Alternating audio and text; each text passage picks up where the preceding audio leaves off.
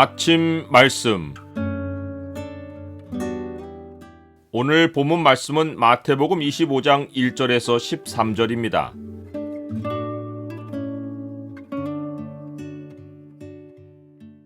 슬기로운 종은 충성으로 미래를 준비한다. 오늘 본문을 경고의 창으로 보면 인자의 오심을 슬기롭게 준비하는 것이 어떤 모습인지가 보입니다.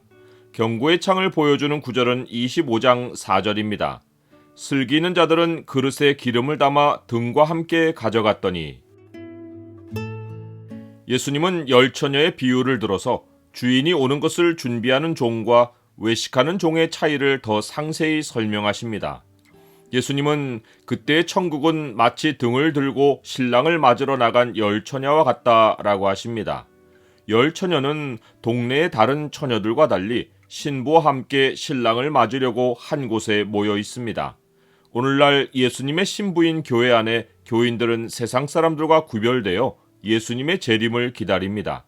찬양 때에도 신랑 되신 예수님이 다시 오시길 한 목소리로 노래하고 강단에서 전해지는 재림 소식에 한 목소리로 아멘합니다. 그런데 예수님은 열처녀 중에 5은 미련하고 5은 슬기 있는 자라고 하십니다. 5의 미련한 자들은 등을 가지되 기름을 가지지 아니하고 슬기 있는 자들은 그릇에 기름을 담아 등과 함께 가져갔습니다. 당시 등은 막대에 천을 감아 기름을 묻혀서 불을 붙였기에 등불을 계속 켠 채로 있으려면 수시로 기름을 묻혀야 했습니다.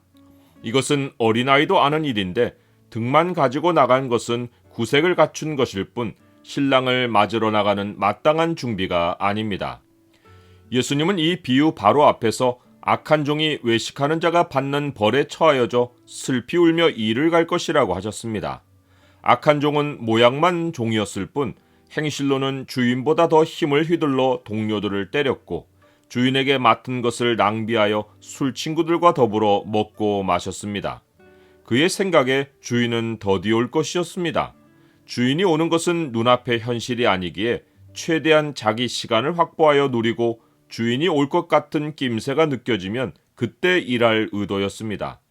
이 비유로 보건대 교회 안의 교인들 가운데도 모양만의 성도들이 상당수입니다. 소위 명목상의 기독교인들로 불리는 자들입니다. 이들도 외식하는 악한 종과 같이 예수님이 오시는 때가 아직은 아니라고 생각하고 지금은 자기 삶을 최대한 누리는 데에 우선순위를 둡니다. 하나님이 세워주신 자리에서 자기 아래 맡기신 사람들을 종처럼 부립니다. 또한 하나님이 주시는 재물을 자기 돈처럼 여기고 자기를 기쁘게 하는 레저와 향락과 술 파티에 씁니다.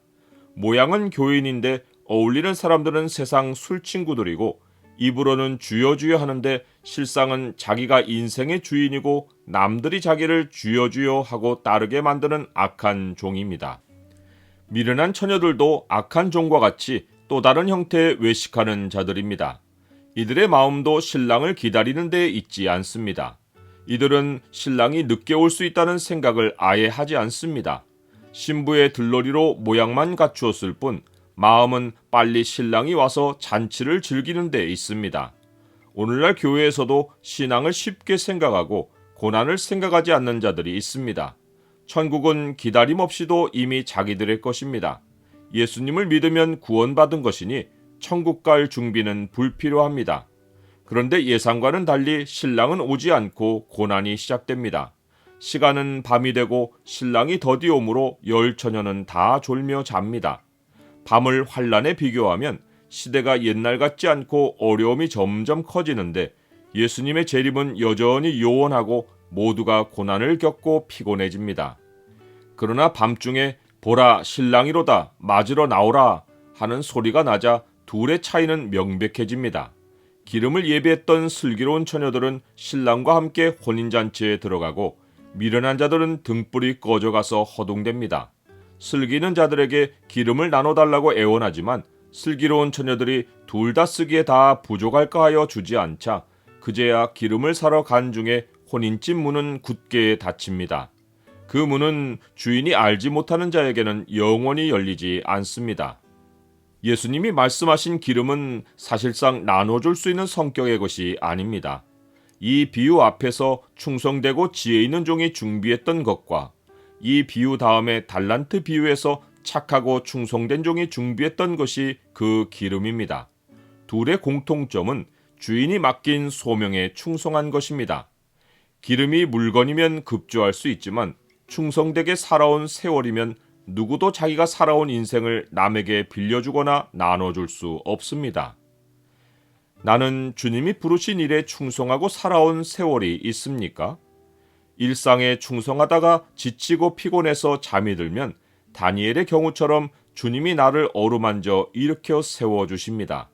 그러나 외식으로 일관하고 임시방편으로 삶을 꾸려가면 정신이 번쩍 나서 천국문을 아무리 세게 두드려도 한 번 닫힌 문은 영원히 열리지 않습니다. 사람의 미련함은 영원한 것을 준비하지 않고 일시적인 것에 취해 사는 것입니다. 지혜로운 자는 영광을 기업으로 받거니와 미련한 자의 영달함은 수치가 되느니라.